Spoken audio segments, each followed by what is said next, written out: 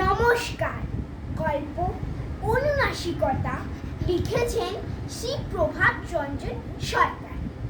এক যে ছিল রাজা, তার ছিল 3টি রানী। রানীরা ছিলেন অনুনাসিকা। রাজা একবার মৃগয়ায় যান।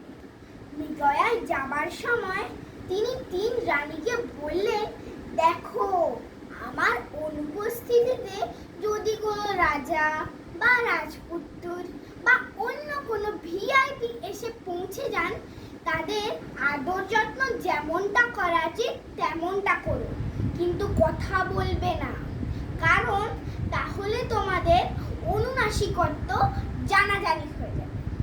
রাজা মৃগয়ায় যাবার পরক্ষণেই এক ভিন দেশের রাজা এসে হাজির। রানীরা অতিথি রাজাকে খুব ভালো করে আদর যত্ন করলেন, কিন্তু কথা বললেন না। ভিন দেশের রাজা কিন্তু খুব কম ভাত খেলেন।